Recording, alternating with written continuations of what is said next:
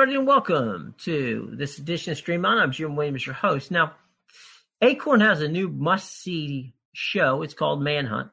It stars Martin Clunes, as you've never seen him before. He plays Detective Inspector Colin Sutton, who is in charge of an investigation of a killing of a young French woman that took place in London back in 2004. It's a true story. And it's produced by his wife, Philippa Braithwaite. And we know those two from the very successful worldwide sensation, Doc Martin. Well, my guest is the aforementioned Philippa Braithwaite. And Philippa, when you took on this challenge of Manhunt, you really did an outstanding job. And it came to the U.S. with great reviews after being a big hit on ITV in the UK. Talk, if you will, a little bit about were you surprised that it was a hit here in the U.S.? Thank you, because actually I'm really pleased you say that, because it's a very British show about British cases, and I didn't know if it would have any appeal overseas, but it's so great. It obviously has, because I've heard that from quite a lot of people, that it doesn't matter, although the cases were very famous in England, it doesn't matter that people didn't know the cases. You go along with the story. So that's great. You think that? Thank you. Well, I think obviously part of it has to do with the content for sure.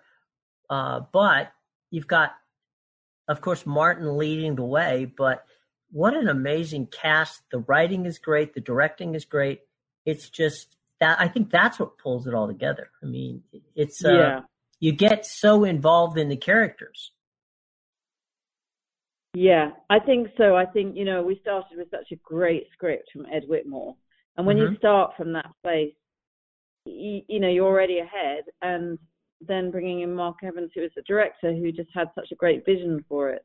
And then we just, layer on layer with all the cast. And it was just one of those productions that just gelled. And I'm really proud of it. Well, and I can see why you and Martin wanted to produce it. I mean, it's a compelling story. Yes. From a standpoint of a producer, when you're looking at content like this and reading scripts and looking for different things, obviously there was a hook in Manhunt. What was it that attracted you to doing Manhunt? Well, it was actually, I'd worked with Ed Whitmore before on Arthur and George, and I absolutely love working with Ed. And we started from the ground up, so he just took me inside and said he'd met this really interesting ex-detective called Colin Sutton, and would I be interested in reading the first chapter of his memoir?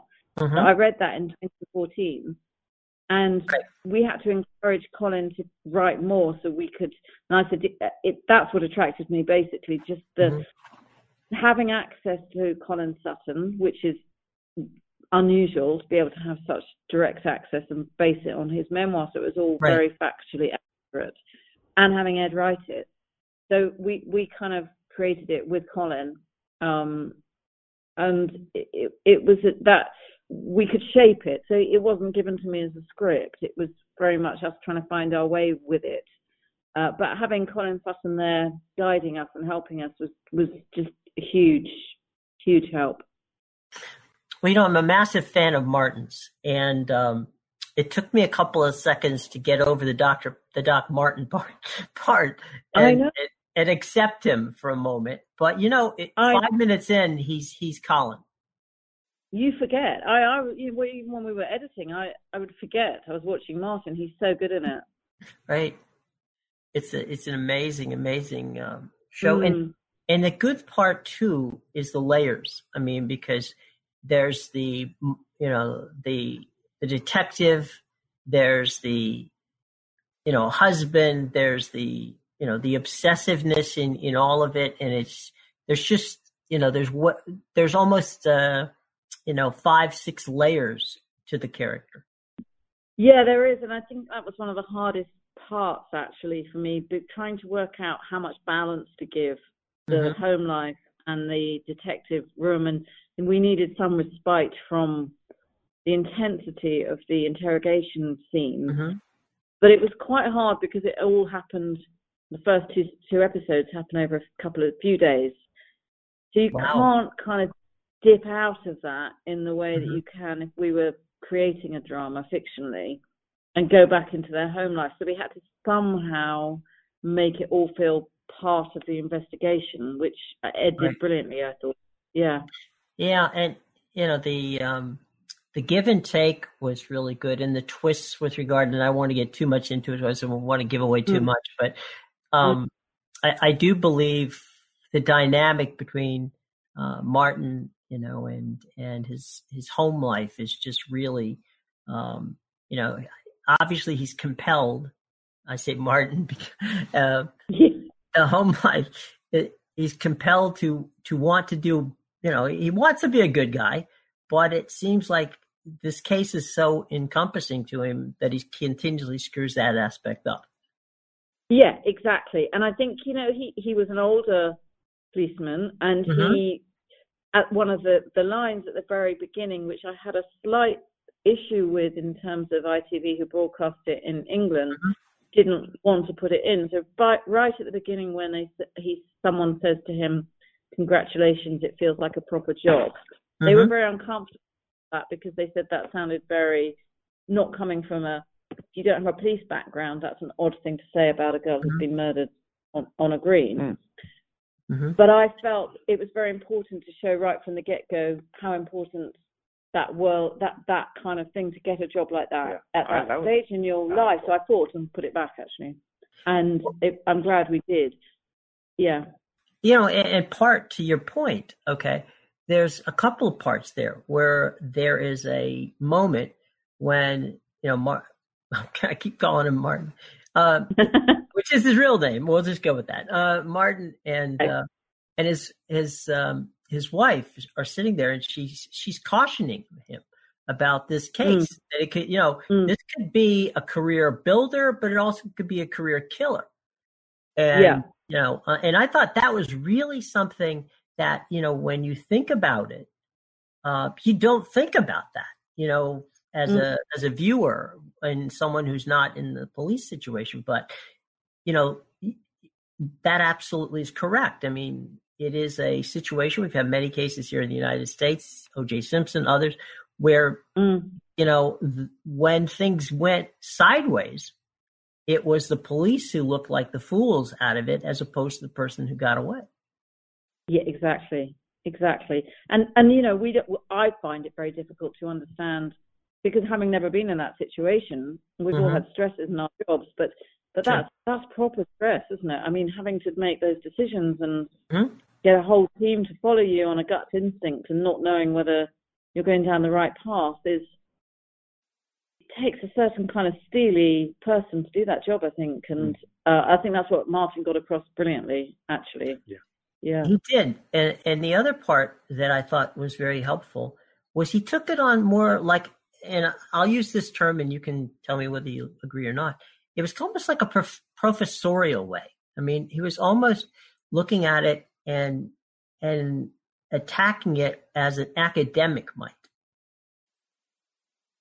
Yeah, I hadn't thought of it that way. I think Colin Sutton, the real Colin Sutton, is a very measured person who, not so much I wouldn't call him a sort of academic professorial character, but he's just very nuts and bolts and pragmatic, and I think he's quite stubborn, and I think he just quietly stubborn, and he didn't want to get sidetracked by lots of potential leads that weren't going to go anywhere. And as it turns out, the one big thing that he got sidetracked about, but in the end it was one of the reasons why Belfield was caught, was the white van.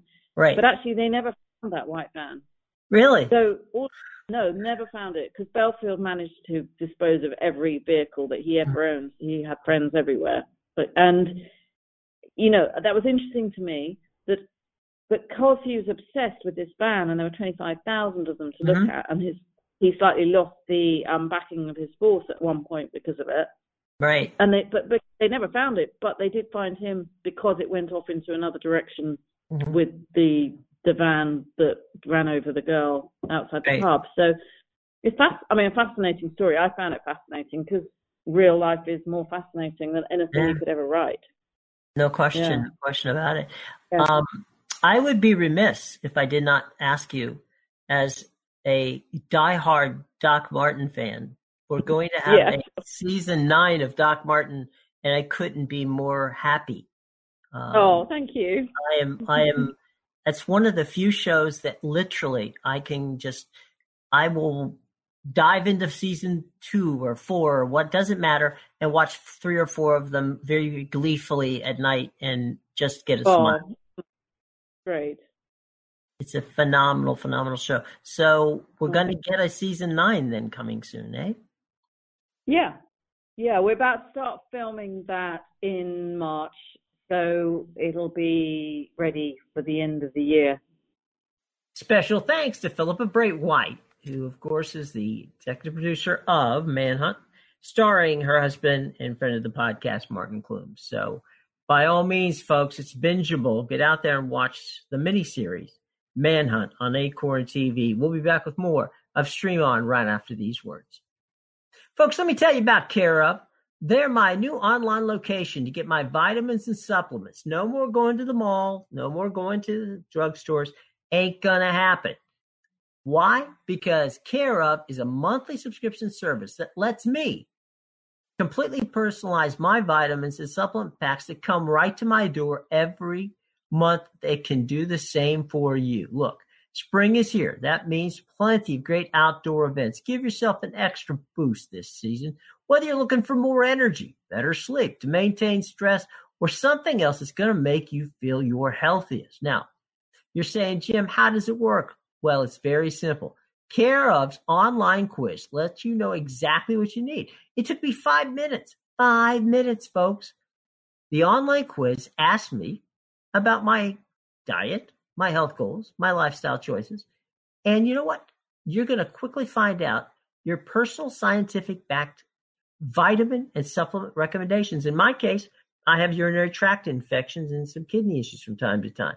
I didn't know that a little bit of, cranberry in my vitamin and my supplements would make my life a lot easier. And trust me, folks, since I've done it, it has. It's a fantastic little thing. You're going to find a little bit more about yourself every time you go there and you take this quiz. Now, did you know that 90% of the people fall short of the FDA recommended guidelines for at least one vitamin or nutrient?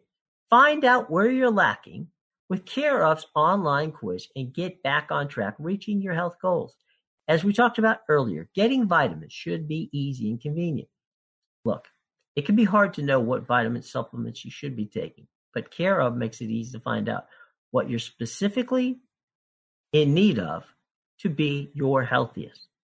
That's all you want, right? Then, just like me, you get a personal Care Of subscription box sent directly to your door every month with personalized daily packs that makes it so easy for your on-the-go lifestyle. So you just pick up that vitamin pack, pop it later, and bing, bang, boom, you are done. You're not going to miss another vitamin again. Folks, they could not have made it easier. So it's time to experience the Care Of difference. You know what? A portion of every sale goes to the Good Plus Foundation, which provides expectant mothers in need of valuable prenatal vitamins. That's a nice deal. Also, if you are a vegan or a vegetarian like myself, supplemental options are available to match your dietary needs. So, you're good to go on that count as well. Now, here's a fun, cool thing, and you can get this app on your phone. What you do is you get the app, it tracks your progress on the Care Of app, and you earn rewards. And all you have to do is remember to take your vitamins, and you can earn rewards. Look, it's time for the deal, my friends, and it's a good one. You get 50% off your first month of personalized Care Of vitamins. All you have to do is go to takecareof.com. That's takecareof.com and enter the promo code STREAMON50. Okay? You get 50% off the first month of personalized Care Of vitamins by going to takecareof.com and entering the promo code STREAMON50. And I'm telling you right now, that, my friends, is a deal you cannot pass up. I love it. You're going to love it too. Welcome back, everybody. Now, if you're not one of the over 60,000 people who've taken the time to subscribe to the podcast, first of all, shame on you. Second of all, we make it very simple to do. It's free. You can go to the iTunes store and find us in the Apple Podcast family. You can find us over on Google Play Store because we're also part of the Google Podcast family. You can find us on Spreaker, Stitcher, Spotify, as well as TuneIn, iHeartRadio, and, of course, YouTube, to name a few. Now, if for some reason you can't find us, pull out the old Google machine, type in Stream On with Jim Williams, hit the favorite button or the subscribe button, and each week you get a brand new edition of the podcast sent directly to your tablet, to your phone, or hopefully to both. Now, if you happen to have an assistant device like, say, Alexa or Siri or the Google devices, all you have to do is say, "Hey, Siri or Alexa, please play the latest edition Stream On with Jim Williams," and they'll do it for you. Folks, we cannot make it any simpler for you to subscribe to our podcast. So please go out there and subscribe today. Okay? All right. Well, speaking of thanks, we thank Philippa Braithwaite, who, as we said before, is the producer of Manhunt on Acorn TV. It stars her husband and friend of the podcast, Martin Clunes. I guarantee you this is a bingeable show, folks. You're going to want to see it. 3 episodes, very, very gritty, very wonderful crime drama. Check it out. Manhunt, Acorn TV. It's on there right now. Okay? That's your binge assignment for the weekend. Check out Manhunt. So what's happening in the world of streaming video? Well, Apple Television, by the time we get together next week, will tell us what their plans are. They've already made some deals, content-wise, with HBO as well as PBS. So Apple's making deals. We're going to find out how that goes. There's going to be a price increase if you're a DirecTV person. And those of you who have DirecTV now are going to find out what that price hike is going to be. Same thing for Netflix. It's going up about $1. And those are a couple things to look out for. We're also going to keep our eye open on what Disney plans to do with Hulu now that deal is all put together. So what Disney's going to do with Hulu and what's going to happen with Disney Plus. All of those things are up in the air as the mouse decides how they're going to deal with this new deal in the streaming video space. So what happens for us next week? Well, our guests, as we get ready for March Madness, will be the gang from Turner Sports and CBS as we talk all that madness. So next week, find out everything you need to know about March Madness right here on Stream On. For the entire gang at the podcast, who work very hard to make it a good show every week, I'm Jim Williams saying thanks very much for joining us on Stream On. We'll see you next week.